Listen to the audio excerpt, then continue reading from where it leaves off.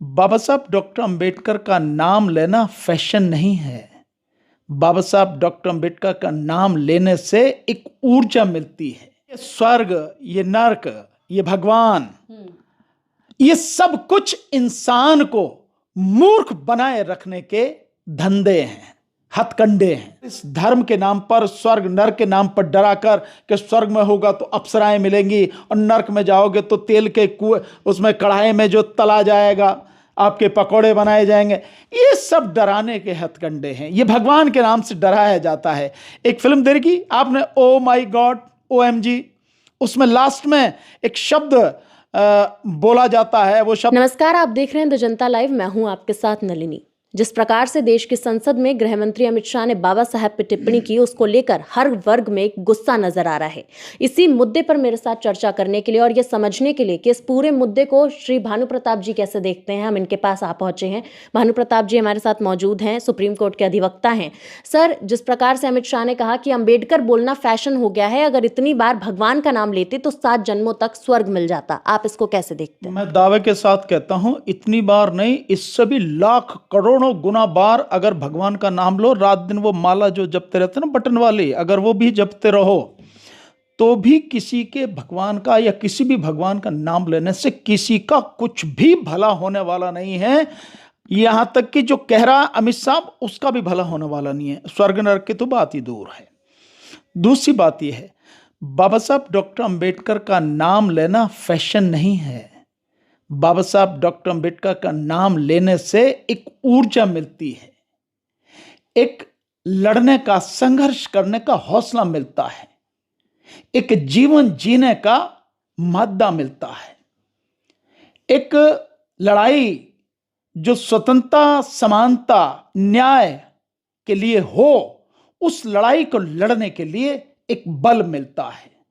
देश में भाईचारा बने, ये कर्तव्य अंदर से एक जिम्मेदारी देता है कि ये हमें देश में साकार रूप इसका स्थापित करना है, लोगों में भाईचारा स्थापित करना है। बाबा साहब डॉक्टर अंबेडकर का नाम ये है। बाबा साहब डॉक्टर अंबेडकर का नाम लेने से हम शिक्षित बने, केवल साक्षर नहीं, शिक्षित बने, उसके लिए प्रेरणा मिलती है। बाबा साहब डॉक्टर अंबेडकर का नाम लेने से हमें अपनी जिम्मेदारियों का एहसास होता है कि हमारे लिए जिस तरह से उन्होंने अपने जीवन का बलिदान दिया, जीवन भर संघर्ष किया, वही संघर्ष, वही बलिदान देने के लिए हम भी आगे आए और अपने कर्तव्य का निर्वाह करें। क्योंकि अगर कोई हमारे लिए लड़ा है तो हमें भी आने वाली पीढ़ी के लिए लड़ना है। ये सब कुछ, ये प्रेरणा बाबा साहब डॉक्टर अंबेडकर का नाम लेने से मिलती है।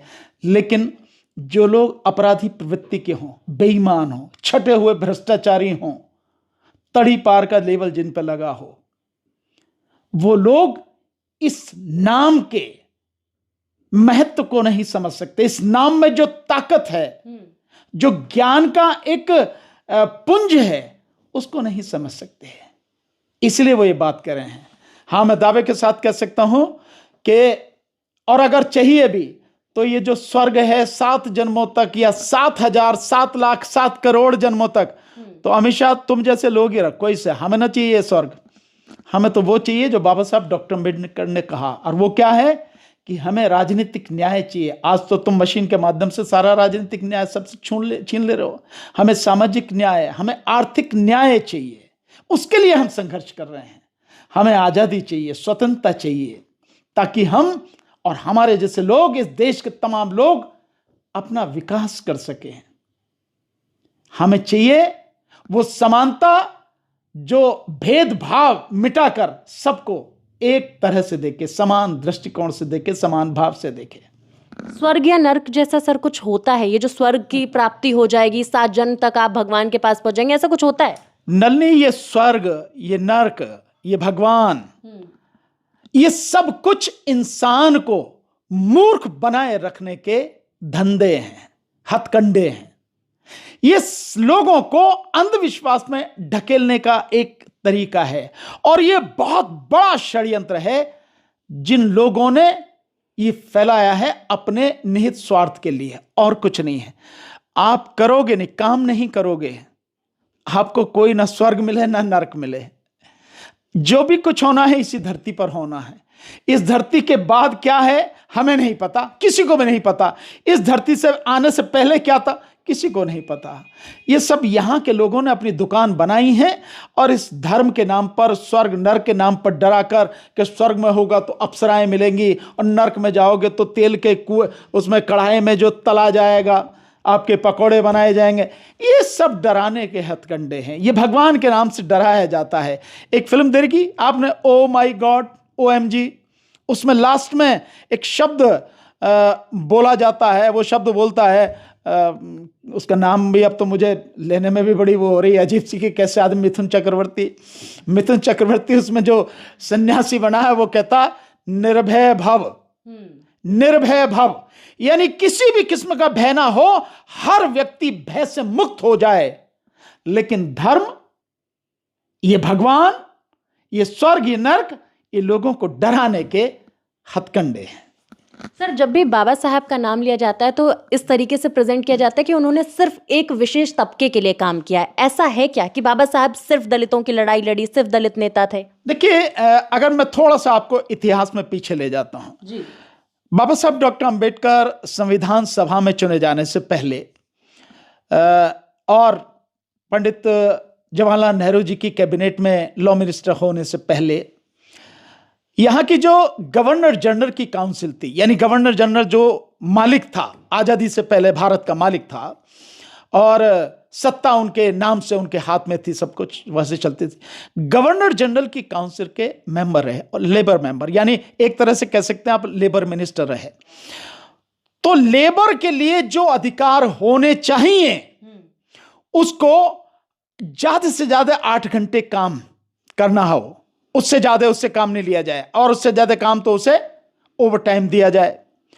उसका जो मेडिकल फैसिलिटी उसको मिलनी चाहिए, उसे अपनी आवाज बुलंद करने का जो अधिकार मिलना चाहिए, हड़ताल करने का जो अधिकार मिलना चाहिए, एक मजदूर होते हुए भी इंसानी जीवन जीने के जो अधिकार मिलने चाहिए, वो बाबा साहब डॉक्टर अंबेडकर ने लेबर मिनिस्टर होते हुए ब्रिटिश गवर्नमेंट में दिलाए थे।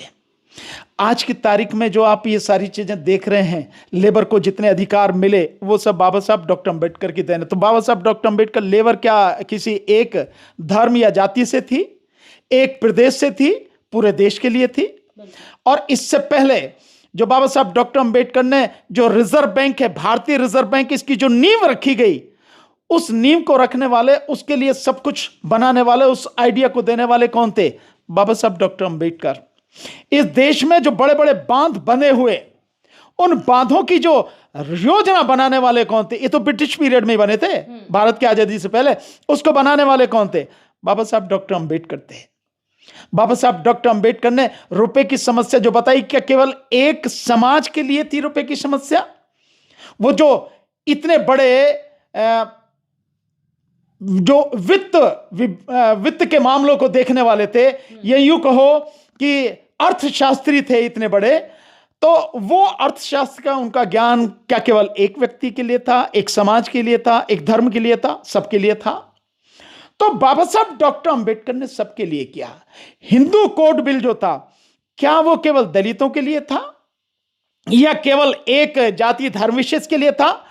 वो तथाकथित हिंदू समाज में जितनी महिलाएं हैं, इस देश की आधी आबादी, उनके लिए था हिंदू कोड बिल, जो पहले उसमें कैबिनेट में पास नहीं हो सका। और बाबा साहब के रिजाइन करने के बाद पंडित जवाहरलाल नेहरू जी की दूसरी कैबिनेट में 1952 के चुनाव के बाद जो गवर्नमेंट बनी, उसमें 1955-56 में सारा टुकड़ों में जरूर पास हुआ है। पहले इकट्ठा था लेकिन बाद में टुकड़ों में पास हुआ। तो वो किसके लिए था? महिलाओं के उद्धार के लिए। अगर बाबा साहब ने सोचा तो क्या केवल एक समाज की महिलाएं थीं? और संविधान में जो अधिकार दिए हैं मूल अधिकारों के रूप में, क्या किसी एक जाति के लिए हैं या भारत के समस्त नागरिकों के लिए हैं? वो स्त्री हो, वो पुरुष हो, या वो कोई भी हो, थर्ड जेंडर के लोग हो, वो भारत के नागरिक हैं, जो हर जाति धर्म और समाज के लोग हैं, हर प्रदेश के लोग हैं। तो कौन कहता है किसी एक के लिए? अगर ऐसा कोई सोचता है तो बहुत ही संकीर्ण उसकी सोच है, गलत सोच है। और ऐसा कोई अगर मानता है तो वो भी गलत मानता है। बाबा साहब डॉक्टर अंबेडकर ने कितने ही अपमान सहे, कितनी ही दिक्कतें सही, पर फिर भी उन्होंने सभी को न्याय मिल सके, सभी को स्वतंत्रता मिल सके, समानता हर किसी को मिल सके और सभी के बीच में भाईचारा हो, तमाम जीवन इसी के लिए काम किया। इसीलिए बाबा साहब डॉक्टर अंबेडकर पूरे देश के भला सोचने वाले एक बहुत बड़े नेता थे, राजनीतिज्ञ थे, अर्थशास्त्री थे। और इसीलिए आज तो दुनिया भी मानती है, अगर कोलंबिया यूनिवर्सिटी में अमेरिका के राष्ट्रपति उनकी प्रतिमा लगा के उसके नीचे ये लिखा हुआ होता है सिंबल ऑफ नॉलेज, मैं समझता हूं इससे बड़ी और क्या बात होगी। सबके लिए थे, इस सोच गलत है, किसी एक समाज के लिए थे। चलिए, एक आखिरी सवाल मेरा यही है सर कि इस पूरे मुद्दे पर अब आप लोग क्या करने वाले हैं? आप शुरू से कहते आए हैं कि आप सरकार का घेराव करेंगे, एक जन आंदोलन खड़ा करेंगे, तो उसकी शुरुआत कैसे हो रही है? देखिए नल्ली, हम कल से इसकी शुरुआत कर रहे हैं। कल यानी 24 दिसंबर को दिल्ली में जंतर मंतर पर 2 बजे से 5 बजे तक हम बहुत बड़ी संख्या में वकीलों का उसमें योगदान रहेगा, भाग रहेगा, और बाकी तमाम समाज संगठन के लोग जो हैं उनसे भी हमने निवेदन किया है, क्योंकि ये सब की लड़ाई है, सब लोग आए। तो कल से हम इस बात की शुरुआत कर रहे हैं। बाबा साहब की जो प्रतिमा संसद परिसर में लगी थी, जिसको अब हटा दिया गया वहां से, संसद परिसर में उसी जगह पर उसी सम्मान के साथ, उसी भव्यता के साथ उसे स्थापित करके उसके सामने सर झुका के प्रधानमंत्री और गृह मंत्री दोनों माफी मांगे और इस्तीफा दें, तब तक यह आंदोलन चलेगा। यह देशव्यापी आंदोलन होगा। और मैं पूरे विश्वास के साथ कह सकता हूं कि धीरे धीरे आप देखना, अगर ये दोनों माफी नहीं मांगते, इस्तीफा नहीं देते हैं, तो आंदोलन देश में नहीं, ये दुनिया के हर कोने में यह आंदोलन होगा, आवाज उठेगी। अब इसे कोई बर्दाश्त करेगा नहीं। हमारा अपमान कर दो या किसी का अपमान कर दो, शायद कोई बर्दाश्त कर ले, बाबा साहब डॉक्टर अंबेडकर का अपमान किसी सूरत पर बर्दाश्त नहीं किया। सर, आपको लगता है कि माफी मांगेंगे? क्योंकि अभी तक तो माफी की मांग लगातार हो रही है, विरोध प्रदर्शन देशव्यापी रूप से हो रहा है, लेकिन माफी नहीं मांगी गई है। सत्ता बचानी है तो मांगनी पड़ेगी, नहीं तो सत्ता उखाड़ के फेंक देंगे। अंबेडकरवादी लोग जो हैं, जो बाबा साहब डॉक्टर अंबेडकर को मानने वाले, उनके अनुयायी हैं दुनिया भर में, और संविधान को और लोकतंत्र को मानने और उस बचाने के लिए संघर्ष करने वाले लोग हैं, वो निश्चित रूप से जब तक आंदोलन करेंगे, जब तक कि माफी नहीं मांगेंगे, इस्तीफा नहीं देंगे। हां, अगर अपनी जिद पर अड़े रहेंगे तो लोग उखाड़ के फेंक देंगे। जिस तरह से आप देख ही रहे हैं कि विपक्ष इस बार जिस तरह से इकट्ठा होकर इस संघर्ष को लगातार कर रहा है, और संसद का सत्र खत्म होने के बावजूद भी लगातार सड़क पर है, मैं समझता हूं इसका कोई महत्व है। और लोग इस बात को समझ रहे हैं कि जितना बड़ा ये काम इन्होंने किया है, बाबा साहब का जो अपमान किया है, ये बाबा साहब का अपमान करके उन्होंने अपने अंदर की जो गंदगी है, जो भाजपा, आरएसएस और इससे जुड़े हुए संगठनों के अंदर की जो गंदगी है, केवल बाबा साहब के प्रति नहीं, बाबा साहब का अपमान तो उनके पुरखे करते रहे। जब 1949 में बाबा साहब का पुतला जलाया संविधान बनने के बाद, आरएसएस के लोगों ने जलाया, बाबा साहब डॉक्टर अंबेडकर जी का और नेहरू जी का जो पुतला जलाया, तो ये तब से कह रहे भारत ने संविधान में भारतीय कुछ भी नहीं, सब विदेशी इधर उधर से इकट्ठा कर लिया है, और वो इसको नहीं मानते, वो मनुस्मृति को मानते हैं, तो तब से कर रहे हैं। लेकिन लोग ये समझ सकते हैं कि अगर इतना दुस्साहस ये कर सकते हैं कि बाबा साहब डॉक्टर अंबेडकर का अपमान कर रहे हैं, तो ये फिर किसी को भी क्या बख्शेंगे। और बाबा साहब डॉक्टर अंबेडकर का अपमान नहीं है, ये बात इस बात को सिद्ध करती है कि एससी, एसटी, ओबीसी और बहुत बड़ी संख्या में माइनॉरिटी के खिलाफ तो वो कर ही रहे हैं, जो ये लोग हैं, इन सबके प्रति और इस देश की आधी आबादी यानी महिलाओं के प्रति जो बीजेपी और आरएसएस के लोगों की घिनौनी मानसिकता है, उनके तमाम अधिकार छीनने की, उनको गुलाम बनाने की, उसका एक दर्शन यह अमित शाह के बयान से सामने आ रहा है। तो आंदोलन हम जबरदस्त तरीके से करेंगे, और केवल इतना ही नहीं, कल का आंदोलन ही भारत बंद भी होगा 18 तारीख को, और उसके बाद पूरे देश में आंदोलन होगा। इसे कोई बर्दाश्त नहीं करेगा, मेरी छोड़ो कोई भी बर्दाश्त नहीं करेगा। लेकिन अमित शाह कह रहे हैं कि मेरी बात को तोड़ मरोड़ के प्रेजेंट किया गया, और ऐसा जिन जिन लोगों ने किया उन पे कार्रवाई होगी। और देखिए, राहुल गांधी पे 1-2 एफआईआर भी दर्ज हो गई है। नहीं, राहुल गांधी पर एफआईआर इसलिए कराई गई है ताकि इस मुद्दे को भी भटका दिया जाए। हालांकि ये पूरी कार्रवाई जो की गई है, बाबा साहब के जो अपमान की बात ये सब की गई है, ये जो मेन मुद्दा है, और मेन मुद्दा है इस देश में जिस तरह से चुनाव को लूटा जा रहा है, पहले लोकसभा का चुनाव लूटा, उससे पहले छत्तीसगढ़ और राजस्थान और वहां का मध्य प्रदेश का चुनाव लूटा, और फिर लोकसभा के चुनाव के बाद में हरियाणा का चुनाव लूट लिया, और उसके बाद में अभी लेटेस्ट जिस बुरी तरह से महाराष्ट्र का चुनाव लूटा है। और अब 2 दिन पहले ही जो अमेंडमेंट किया है, जो जन प्रतिनिधित्व अधिनियम 1951 में संशोधन किया है, और संशोधन यह किया कर दिया है कि चुनाव आयोग से अब आप कुछ नहीं पूछ सकते, किसी भी तरह का कोई डॉक्यूमेंट आप ले नहीं सकते, फॉर्म 17 के विषय में नहीं मांग सकते, आप फॉर्म 17C के विषय में नहीं मांग सकते, फॉर्म 20 के विषय में नहीं मांग सकते, किसी भी तरह के डॉक्यूमेंट के विषय में। और जो फुटेज, वीडियो फुटेज होती हैं, वीडियो रिकॉर्डिंग्स होती हैं पोलिंग स्टेशंस की, पोलिंग बूथ की, और जहां जहां उनकी जो स्कॉट होती है, जो दबिश डालती है कि भाई कहीं कोई पैसे का लेन देन तो नहीं, कहीं कोई गुंडागर्दी तो नहीं, कहीं के हथियारों का वो तो नहीं, उसके लिए जो टीम होती है, उन सब की जो रिकॉर्डिंग होती है, और काउंटिंग के समय जो रिकॉर्डिंग होते हैं, उन सब की जो वीडियो रिकॉर्डिंग है वो कोई ना मांग ले, वो किसी के हाथ ना पड़ जाए, जिससे कि चुनाव आयोग की बेईमानी सामने आ जाए। उस सब को रोकने के लिए अमेंडमेंट कर दिया सेक्शन 93 में जो उन्होंने अमेंडमेंट कर दिया। अब कुछ नहीं मांग सकते, और अदालत भी इस विषय में कुछ नहीं कर सकती है। तो ये जो सारी चीजें की जा रही हैं, ये सारी की सारी चीजें इसीलिए की जा रही हैं ताकि इस देश में उनसे कोई कुछ पूछ ना सके, और वो अपनी तानाशाही और गुंडागर्दी लगातार जो चला रहे हैं वो चलाते रहें। इसलिए ये सारी की सारी चीजें की जा रही हैं। साथियों, जैसा मैंने आपको बताया कि 18 जनवरी को भारत बंद रहेगा, और उससे पहले जो हम लोग काम कर रहे हैं, आप सब लोग जानते हैं कि 20 दिसंबर से हम एक दिल्ली में 15 दिन के लिए पैदल यात्रा शुरू कर रहे थे कि इस देश में बैलेट पेपर से चुनाव हो और मशीन को पूरी तरह से खत्म किया जाए, देश के संविधान और लोकतंत्र को बचाने के लिए।